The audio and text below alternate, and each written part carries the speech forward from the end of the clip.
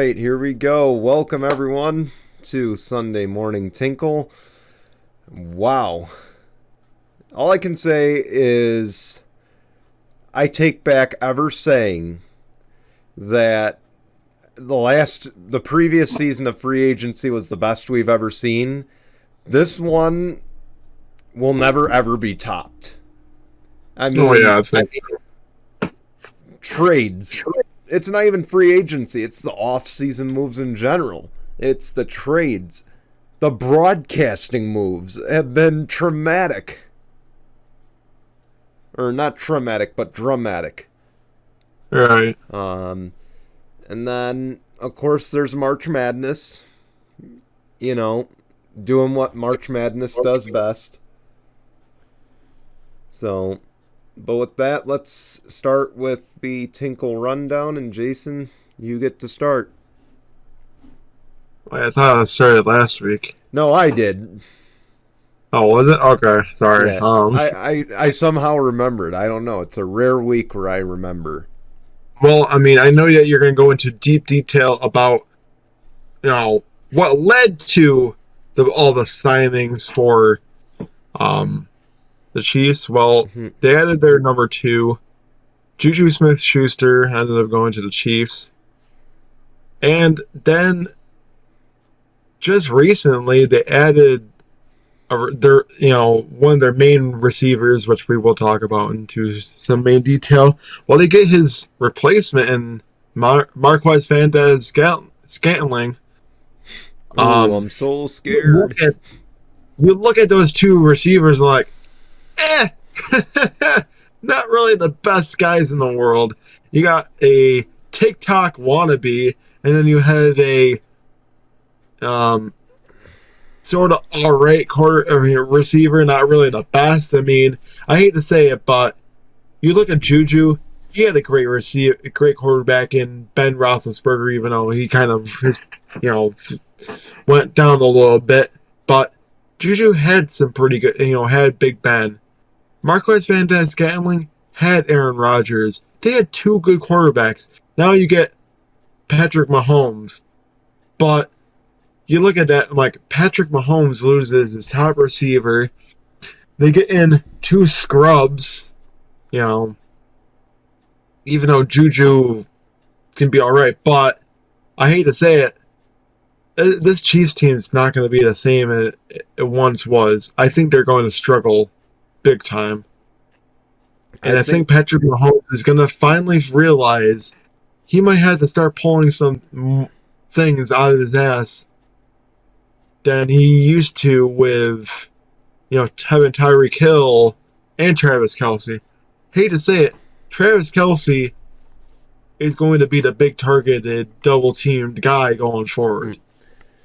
And if you look at that as an opposing defense, you're like, wow, great. Now I don't have to go as crazy with the defense to try to take out Tyreek Hill and Travis Kelce. Now it's just mostly Travis Kelce. And if we give some production to Juju and Marquez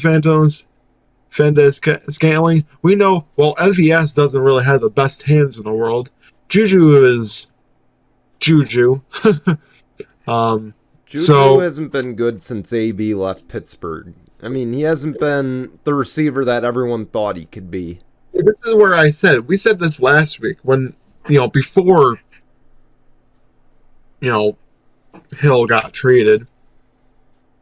We thought, oh, well, Juju could probably have a good year because, the attention will be mostly on Hill and then he can get the production. Well, now Juju's the number 1. He went from being number 2 to being, oh shit, now I'm number 1. Like, so my question of them having the same success, I don't think so. I think you're going to start seeing them being not not the best team in the AFC anymore. Yep. Right now, if I had to look at any team that might be the best team in the AFC, I'm going to have to give the edge to maybe the Buffalo Bills here. I think it's Cincy's crown still. That's the thing. I'll save my details for when we get to my part. If you look at it, Cincy really hasn't done anything to improve that team, Look other at the than offensive line. other than signing offensive linemen. Other than that, you look at it like it's just about the same team that they had last year, which is not a bad thing. But Don't did get me they? wrong. But here's the question: did they really have to improve anything? I mean, look at No, what they not built. really. After heading into the Super Bowl, no, not really. But there's other teams that improved mightily. So you look at them like, I hate to say it, the Chiefs, the Bengals might not have it as easy as they once did, because you look at all these teams that upgraded, and I mean upgraded in a major way. You look at it as like, I don't know, Bengals. You might have to, get scooted out a little bit, but that's enough talk there. Yeah, we'll get Going back to this forward, soon. a big surprising move that I really did not see coming. We thought that Indianapolis was probably going to go after another quarterback because they got rid of Carson Wentz. If you told me a week ago it was going to be this guy, Matt Ryan, I would have told you, well, you're a freaking, you got to be the biggest joker in the world. Well, you look at it now, I'm like, well, that person is definitely not a joke now. Matt Ryan gets traded to the Colts. And a surprising move that they get a decent quarterback. He can throw. I mean, his production hasn't been really the best ever since the Super Bowl, but pairing him up with Frank Wright might be a good move for him. I think they can help him out. But the thing is, the Colts, we talked about it before, they really don't have the best situation in their hands. But say if they can turn around and somehow get some pieces in the draft, do you think that maybe Matt Ryan, now that they got a decent quarterback, if they bring in some weapons, they can at least be somewhat good? I mean, this is their 5th starting quarterback in 5 straight years, which I think is insane. Is it safe to say the Colts have somehow become new Cleveland Browns? Pretty much. But for Matt Ryan, of course, we know Jesse Pittman is an up-and-coming receiver. They've got Jonathan Taylor, so it's not a total Cleveland Browns situation, but it certainly doesn't look great that they have to keep bouncing quarterback to quarterback. And I said earlier this week, they just went and did it again. Another one-and-done quarterback. That is my honest prediction at this point. Well, I'm hoping not in the sense of the Colts, because, no, I mean, don't get me wrong, Carson Wentz wasn't a terrible quarterback option for them last year. I mean, they still were just about a playoff team. I mean, they did miss the playoffs just barely. I will say if they would have been an underdog team because of, Jonathan Taylor and stuff like that. But I guess it all depends on what kind of production they can get from everybody. But good for Matt Ryan. He finally gets to go away from Atlanta. And if you look at Atlanta doesn't even have anything now. And they got Marcus Mariota now. Oh, well, yeah, they have Marcus Mariota, which, good for them. Hey, Marcus Mariota still proved in Vegas that he could start on any given roster. Is he a franchise quarterback? No. But he's a guy who's a bridge, he's going to be the bridge guy. And to be honest, he's the guy who can still kind of lead you to the playoffs. This is where I say that he's a good temporary option. That's what I was... Yeah, that's what I meant by the bridge, but yeah, sorry. Right. I know what you figured. I know what you meant. As far as Atlanta, I would think that the right move for them moving forward is probably rebuilding. I mean, you kind of have to. You got really nothing there. You got $47 million in dead cap. You have Cordarrelle Patterson, who's back. I mean, they could use some production there. Who else? You have another decent receiver, and God, how am I thinking? I'm pretty sure they have Mohamed Sanu, don't they? No, they used to. They don't anymore. Um, Uh, they lost Russell Gage, so they have like nobody at wide receiver. don't they only have like one good receiver other than Cordell Patterson? Well, they had Ridley, but he was suspended, so Oh, that's right. Yeah, see, that's the thing. Like Atlanta's gonna literally be. they're going to be a Uh, dumpster fire for years I to would. come. I'm just gonna say this now. If I had to make a prediction, who's gonna get the number one overall pick? It's gonna be Atlanta. I would agree. I mean, Marcus Mariota is going to be their top quarterback, of course, but he's still decent. But look at the Yeah, wide but they receiver, literally have Olamide nobody. Zacchaeus. Cordell Patterson. If you look at that Mhm. and you tell me you get Marcus Mariota and literally your number one is Cordell Yeah, Patterson, I would tell you, I'm sorry, you're not yeah. going anywhere. No. He's your number one running back. Look at your number one receiver, Olamide Zacchaeus, or Zacchaeus. No, And if then, I was going Atlanta, if I was Atlanta's head coach, I'd be like, I'm sorry, there, Patterson, but you're not going to be no running back this year. You're going to be a glorified receiver. yeah, if So, anything, um, I'm double teaming Kyle Pitts every time because I know I'm going to win at oh that yeah, point. Kyle Pitts is going to be huge. He's literally going to get so much production. But if you're any team, you're going to have to double team Pitts. But into my last takeaway,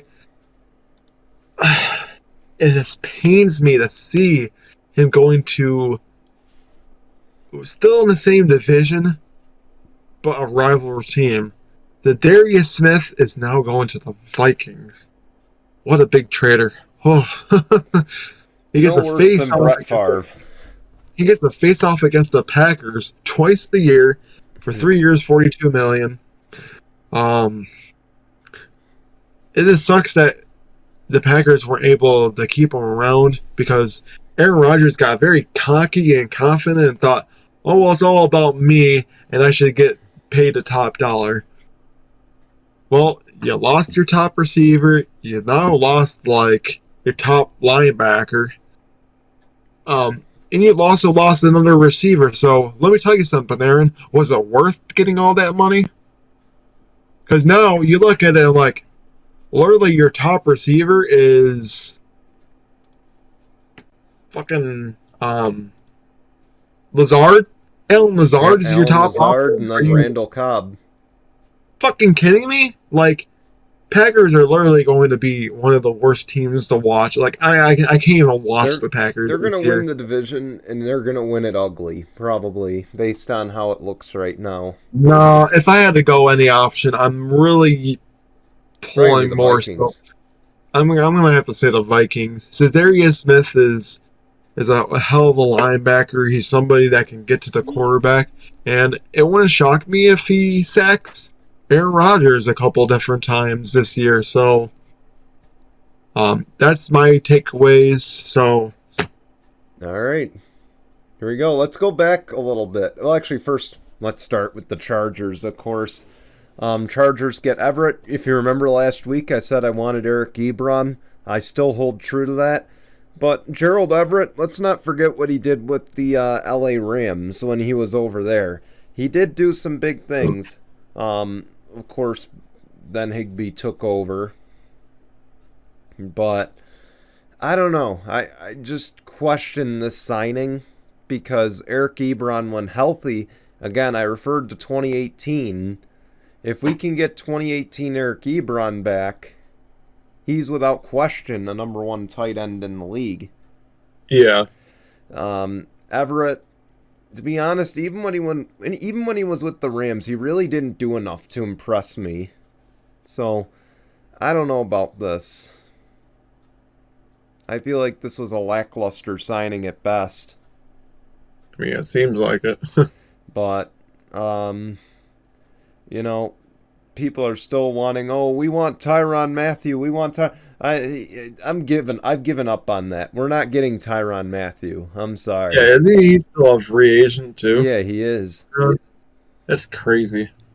But you know, to be honest, you know who I want? I want that Davis guy from Georgia, the one that ran a 4.2 or something in the combine, the defensive tackle. I want someone that can chase Patrick Mahomes around. Right. Okay, I know. that's who I want. I want someone that can run up the middle.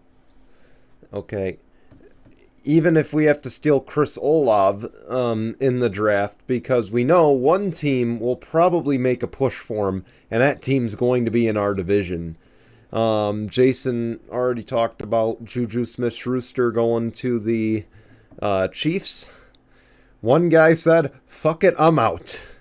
And that guy is Tyreek Hill. He wanted big receiver money. The Chiefs said, you're crazy, you're out of here.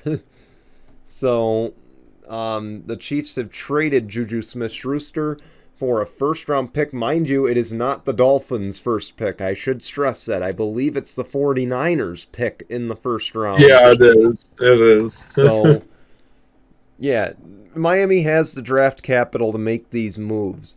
But I just want to say this to the AFC West fans, not just my team, but to the Broncos and to the Raiders. If you think that this is Kansas City waving the white flag and saying, we're done, we're not competing with you guys, you're damn wrong, okay?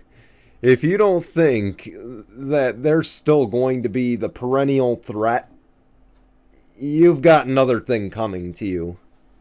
I mean, here's the thing. I think, before I let you say what you're going to say, I think I'm going to agree with you here. I think in 4 months' time, when we're doing the Tinkle NFL preview, I think we're going to be using the term growing pains a lot with Kansas City. I will give you that. But if you think that they will not challenge the Bills, challenge the Bengals, and any other team in the AFC that stands in their way, you've got another thing coming your way. You know what? Let me tell you something here. It's tough for me to say about the growing pains because look at the draft capital that they have now in 2022. It's not much. It's not much, but they get a first, a second, and a fourth, which are pretty good picks to have, extra picks to have in the draft.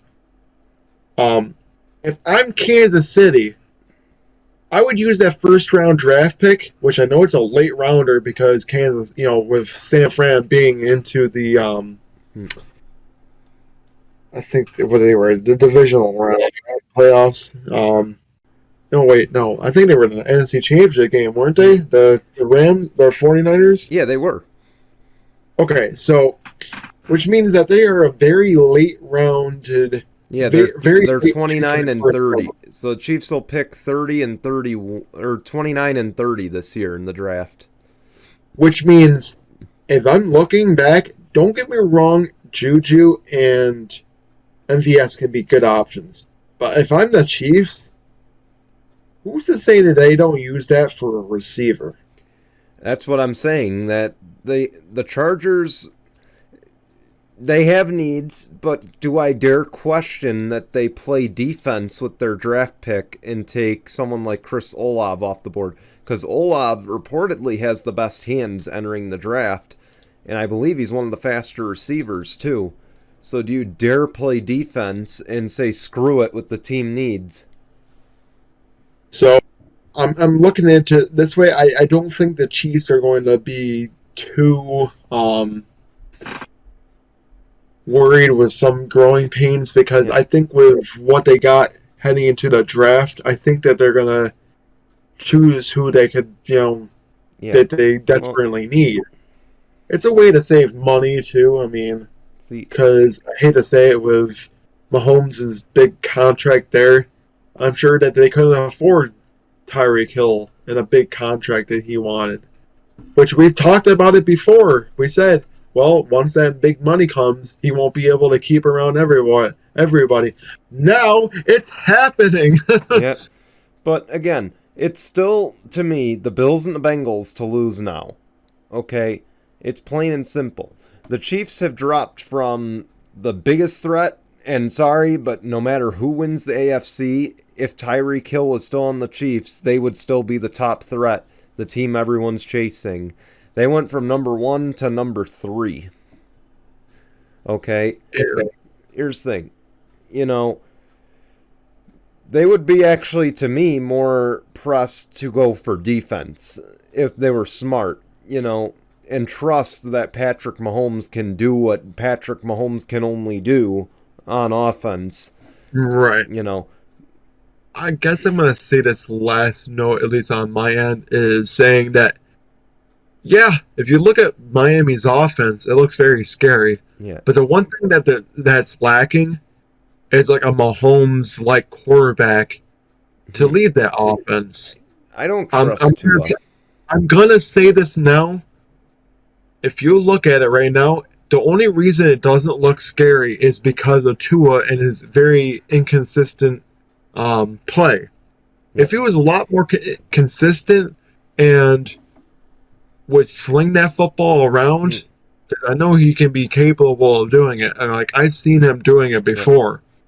But if he was to do that at a very consistent level, that's when I could say, okay, Miami might be a threat. The only reason I don't say that the Miami Dolphins are a threat right now with the pieces that they have in place is because Tua is very inconsistent in his play, and I just can't trust it. Yeah. But here's the thing. Now this puts Tua, not for nothing, Joe Burrow, Justin Herbert, they led the draft class, okay? Yeah. This now puts Miami in a situation where we said, okay, we bulked up your offense. We gave you protection.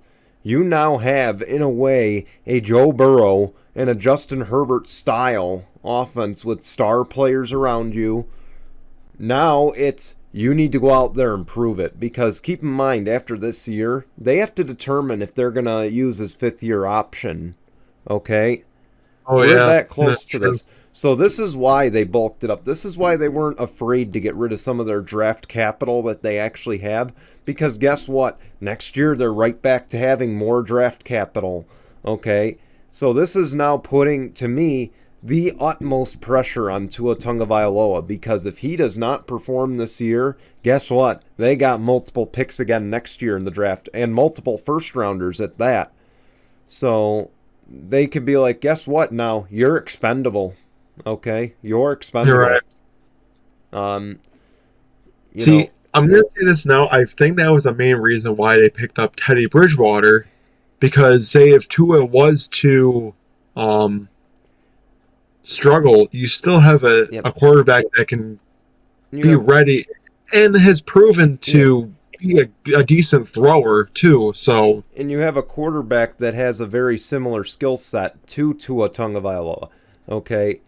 You never had that in Ryan Fitzpatrick. You never had that in Jacoby. You absolutely never had that in Jacoby Brissett. They were two opposite styles, okay? Ryan Fitzpatrick is a part of that dying, not good running quarterback breed. He was a dying pocket passer breed. And then you've got Jacoby Brissett, who's just got a big arm. That's all he's got. True. Okay? So, but I want to flip this, though, because we know what this does to this landscape of the AFC. What we don't know is what this is going to do to the landscape of the division, the AFC West, which right now, I have said multiple times, and I will say it again probably in 5 months when we're talking the beginning of the NFL season. But to me, it's still the Chiefs' division to lose. I think any Chargers fan, any Broncos fan, and especially any Raiders fan, you are clearly going for a big reach if you think this division is now completely against the Chiefs. Okay? This division, to me, still goes to Kansas City at this very moment, but not by much. I'm still going to say what I said last week. It's going to be 3 teams under a blanket, the Chargers, the Chiefs, and the Broncos in no particular order, and then the Raiders are just going to be that team that's bottom feeders right there. Right. Okay. So, but you probably would. I mean, and I'll leave it at this. As far as the Chiefs dynasty, there was no dynasty. It never happened, okay? if they had won the Super Bowl against Tom Brady and the Bucks, we'd be talking dynasty right now. I was about to say, like, you can't call it a dynasty if you only won one Super Bowl. Yeah. You would call it a dynasty if they won against, if they were against the Rams in the Super Bowl. If they won against Tom Brady and the Bucks. If they won 3 years in a row, then you can say, okay, it's a dynasty. Or at least 2 out of the 3. If they missed it like they did this past year, and they won the last 2, I think you could argue dynasty at that point because there's consistency. I just don't think you can argue that right now.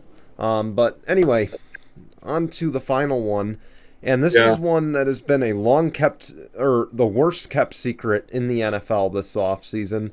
One that might have actually, it was the worst kept secret from like week 8 till when Joe Buck and Troy Aikman were announced as the Monday Night Football team. And then, you know, there was speculation. Maybe Al Michaels goes to Fox. Maybe Al Michaels is the America's Game of the Week guy. You know, maybe he goes back to NBC. Well, guess what? He's going to Amazon, as everyone speculated, from week 8 on. Al Michaels will be making Joe Buck money in a shorter contract.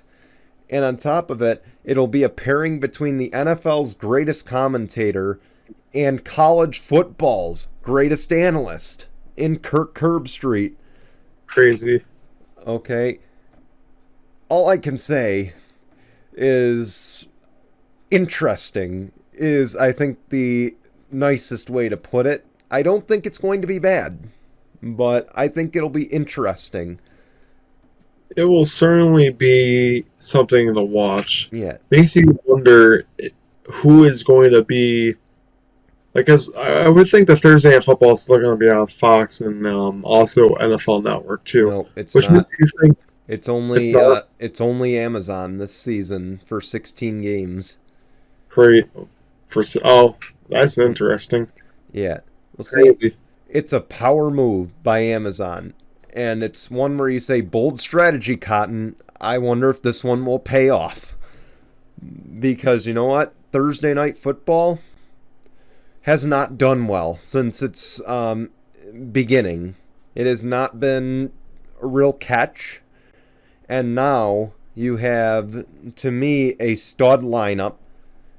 Okay, Amazon clearly flexed with this pairing because Kirk Herbstreit, I'm not sure if you saw the Saturday games that ESPN had toward the end of the year, but Kirk Herbstreit did call one of them with Fowler, and he's really good at breaking down the game. He's really good at it. Like, he actually I guess it's kind of easy for him to do because he used to play. He used to be a quarterback. Yeah. A really good college quarterback, too. Yeah. But he did really well for a guy who's only really played college. So I got to give him credit. But again, we know what Al Michaels can do. Okay? We know what he's capable of, and he's still at the top of his game. As far as the NBC side of things, what I like is it's not announced yet, but we know it's going. Okay, it's one of those announcements that you just know is going to happen, but it's not been announced yet.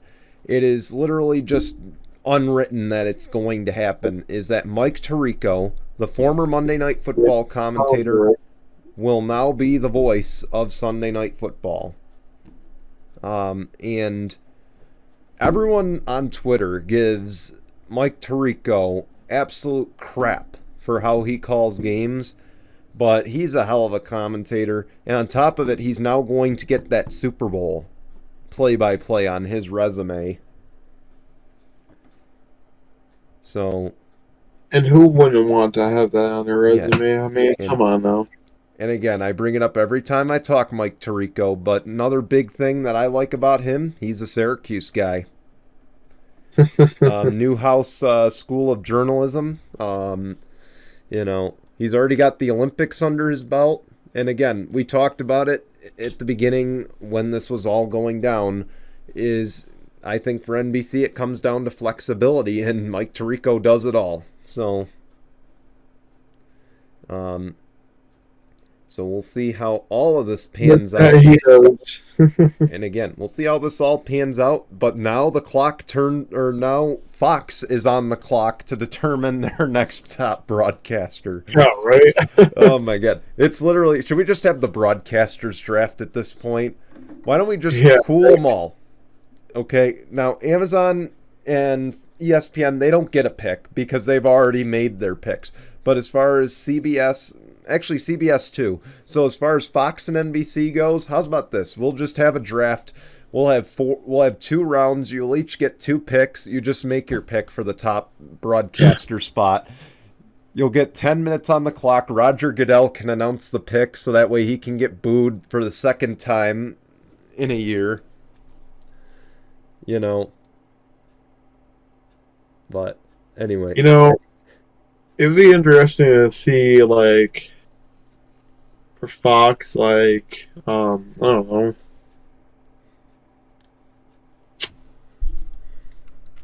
Greg Olson being there as part of the America's top game of the week.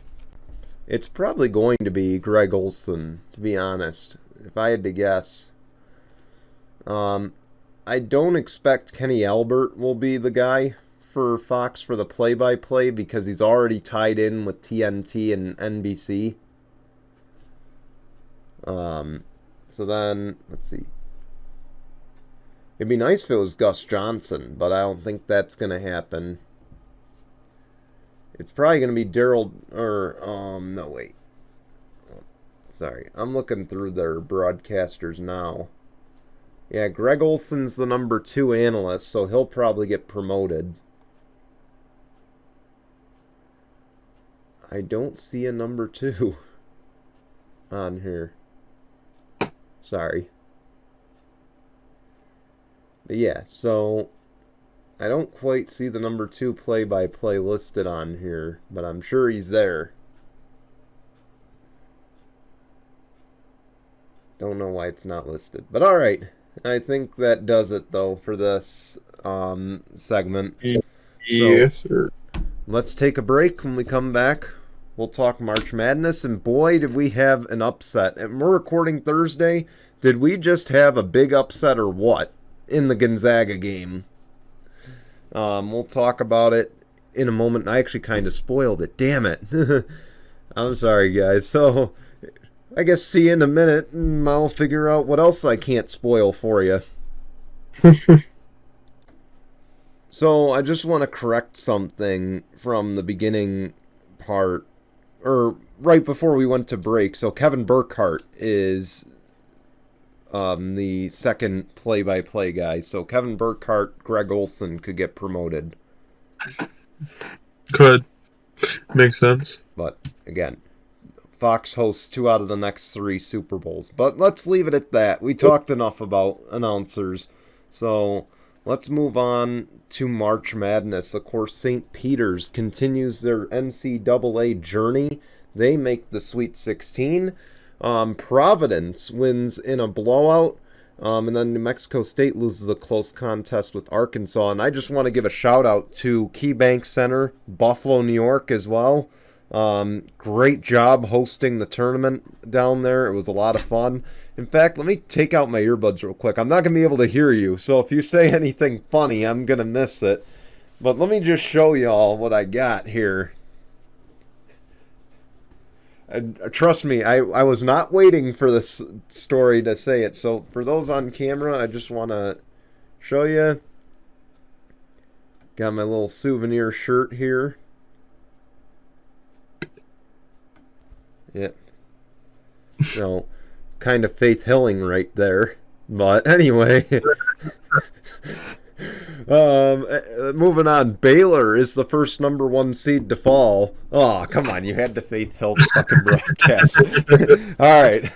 But Baylor falls to UNC. And can I just say UNC is sneaky good? But they fall. And then the second number 1 seed just fell on Thursday night. Gonzaga fell to Arkansas in the Sweet 16. I actually just finished watching that game before we started recording. And should I add in, Michigan beat Tennessee and lost in the Sweet 16 as well. So Michigan kind of had their own Syracuse-esque run because Michigan didn't deserve to be in the tournament. But, man, Gonzaga and Baylor out. They killed my bracket, Jason. Nice. Yeah. But such a shame. I can't really talk because I didn't do one. Yeah. Hey, 1 year we didn't do it. It's all right. But I gotta say though, St. Peter's, hell of a run right now. I don't know if they're playing at this very moment. I don't believe they are. Let me go to the app. Sorry, we're recording as all of this is going on. They are not playing today. Texas Tech is playing Duke. And should I add, of Coach K's many accomplishments, the one thing he has not done is win 100 games in March Madness. And if he beats Texas Tech, it will be win number 100 for him in March Madness. Would be a hell of an accomplishment. So, did we just lose Jason? Oh. No, I'm still here. I'm tired. Yeah, you froze on camera like you were asleep, so that's why I wasn't sure.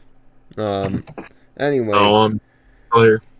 Yeah, we'll see. Will Coach K get win number 100? As I am talking right now, and as we are recording, Duke is down 10-4 to Texas Tech.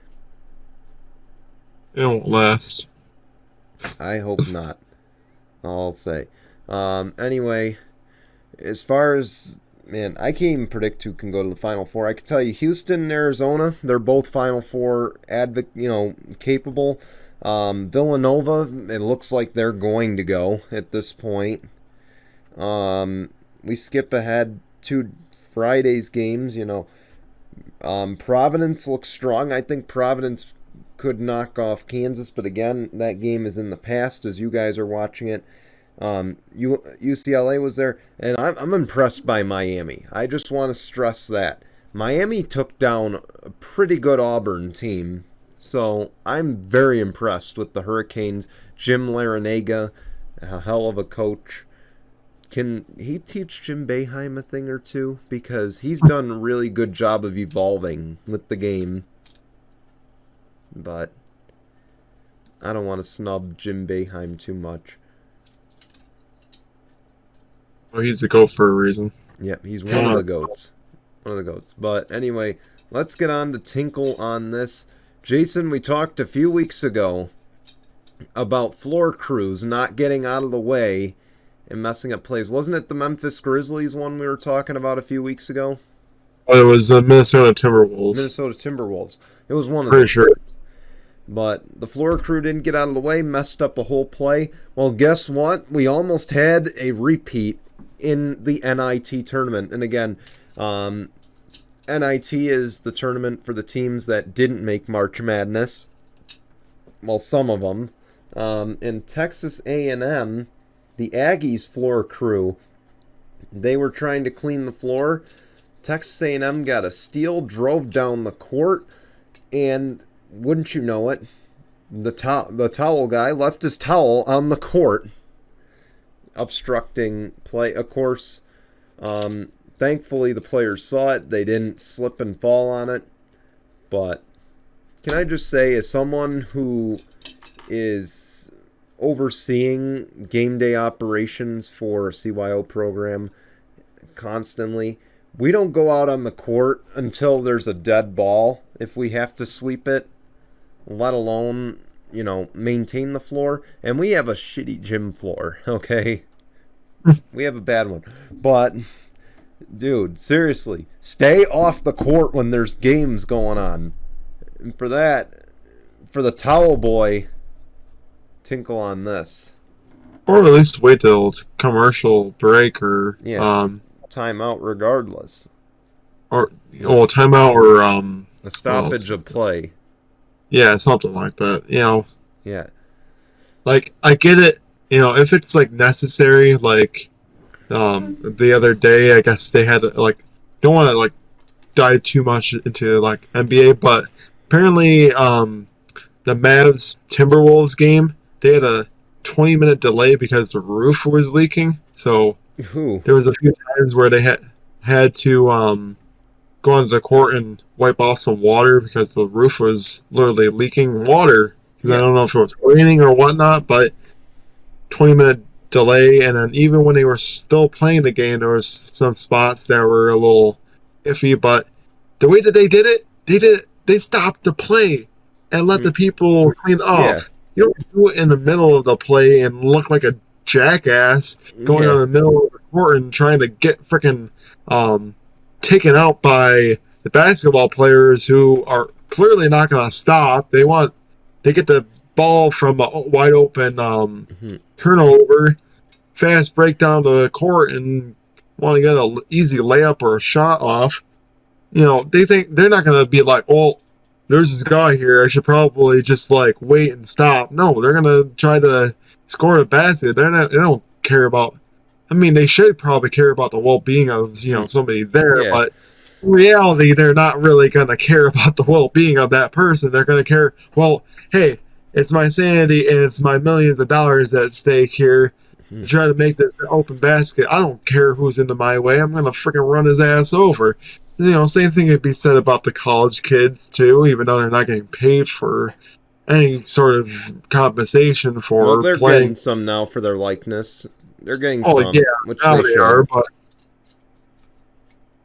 and it's just crazy that has to happen. But when you're trying to make the big leagues and you're making $1 million, you're gonna care more about your teammates and yourself than you are about a person that makes hell of a lot less than you. So yeah, of course, tinkle on this. I don't want to say it would be more so on the basketball players. It would be probably more so tinkle on this on the floor crew. That it's such a good idea to go out there in the first place. Yeah, for that, please, next time, be considerate and just stay your asses on the sidelines until the stoppage of play.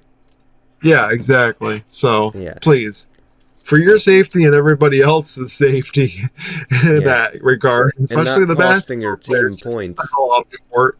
Yeah. But oh man, on that note, what's coming up on No Final Bell? Hopefully, no one's storming into the ring, and wiping the ring during the fight. No. Well, I haven't really watched Dynamite or Rampage yet, but as of right now, we do have a new women's champion. But right now, we just had some great matches. Looking forward to, so we'll go into far details as we head into episode 31. What's going up on Not a Turn 4 there, Brian? Well, for those who didn't watch last week, should I just say that we had a surprise special guest. Our former CEO here, Zach Carmine, rejoined us. He's going to join us a little bit throughout the season. Unfortunately, due to my work schedule, we can't have him on regularly. So I just want to catch you up on that. So Zach Carmine, if you want to see the episode with Zach Carmine, it is on YouTube. It's on Facebook Watch still. But as far as this week, we got NASCAR at COTA, and that's going to be a fun time, of course. Circuit of the Americas, the first of 6 road courses on the NASCAR Cup Series schedule. Then we're also going to get you ready for, I believe, and let me double check what race it is. I believe Long Beach is up for the NASCAR, for IndyCar, and then we'll be getting ready for Richmond for the next weekend. But Circuit of the Americas this weekend, Richmond next weekend. Should be a lot of fun. And we'll see what happens. Again, we're on Tuesdays at 5 p.m. Eastern, Facebook and YouTube. And then check out No Final Bell. That'll be Wednesday at 5 p.m. Eastern on YouTube. And of course, next week, guess what, Jason? Next week we get to predict the Final Four, or we get to predict what happens in the Final Four. Yep, they're off to New Orleans. And I mean, it's kind of crazy too. And should I add prayers for New Orleans, by the way? Sorry, I don't mean to cut you off. Should we add No, prayers you're for New fine. Orleans? Yes, please. Yeah. They just Crazy can't catch a tornado break that just happened there. They just don't seem to get very favorable weather as of late. yet. No, sorry. You know, with hurricanes, tornadoes, and everything else that wants to get thrown New Orleans' way, apparently. Mhm. So, at least the damage wasn't as bad as it was for like the hurricanes that they've had. Yeah, but still, just devastation after devastation. I mean, that's what's rough. Also, I'm hoping that Denver Stadium is in one piece after their crazy fire that they had. Yeah. I don't know if you've heard about that. So Oh, I'm I was hoping gonna that mention that. Denver actually has a stadium that's in one piece heading into the season. Because if they don't, then probably gonna have to play at least somewhere else for the time being until they get a brand new stadium made up. Hey, Denver's on fire. What can I say? They were on fire with their off-season trades. Now the arena. Okay, I'm sorry. I'll backtrack No, I mean, right there. that's very insensitive, you prick. But no. listen. I actually do mean prayers and thought. Hopefully no one was hurt. I'm sure no one was. It was crazy because I was looking at the images. The fire looked pretty devastating. It was even into like the stands and stuff like that too. So I'm hoping that it's not gonna be too. And hopefully the stadium didn't go down to shambles and flames. So I'm hoping that Highmark Stadium, or not Highmark Stadium. Oh my gosh, not freaking Buffalo. I'm talking about Mile High Stadium, the Sports Authority Field. And Mile High Stadium. Actually, it's probably different. I don't think it's Sports Authority Field anymore. It's got some name to it, but it's still Mile High Stadium to me. And I would think that there's still enough time to renovate somewhat of that stadium beforehand after that big fire that happened. But I hate to say it, the time is ticking. You better work on that now, Denver, if you want to have games at Mile High Stadium. Or you may have to look into a temporary place for the time being until you get it all fixed up. Yeah. So, before we leave, I just want to read something. So Chevrolet did something really nice for those affected by the tornadoes. Now, before New Orleans Texas was impacted by those tornadoes. So Chevrolet, along with Bruce Lowry Chevrolet of Fort Worth, Texas, they are going to be donating a 2022 Chevrolet Silverado 1500 LT All-Star Edition in cherry red. Why did they got to make these brands read such long names? But they will be donating one to a guy named Riley Leon and his family after he suffered a powerful tornado, or survived a powerful tornado while driving in his Silverado. yeah, I saw that, dude. That was insane. Yeah. He was in a red Chevy Silverado. The thing was tipped over on its side, went back up, and drove it like it was like nothing happened. Yeah. I give that man a lot of freaking props. I tell you. He's getting a new Silverado, and it will be presented to him on Saturday, March 26th. That was yesterday at the dealership. I just wanted to read that. I know it doesn't have anything to do with sports, but I figure that's still a good thing that's going on there. That's insane. Can you imagine? Talk about it now, and I don't really want to dive too deep into this because it's nothing really sports related. But just imagine, you get to tell that story to whoever else. Oh yeah, by the way, I survived a tornado, and I was in a truck. Exactly. Not a lot of people can say that. I hate to say it, but. Yeah, that's pretty cool to say that, oh yeah, by the way, I survived this big old, tornado, and, I got to live and tell about it, and I get a new truck. I mean, oh yeah. So, see, with that though, we want to say thank you for watching. And as much as we pray for those impacted by those tornadoes, we also want to extend our continued thoughts and prayers for the people of Ukraine. of course, still Yeah, fighting it's a stupid war, or I'm sorry, a stupid war inflicted by a country that just needs control of everything. So, but with that, thanks again for watching. We'll see you next Sunday. Until then, goodbye, everyone.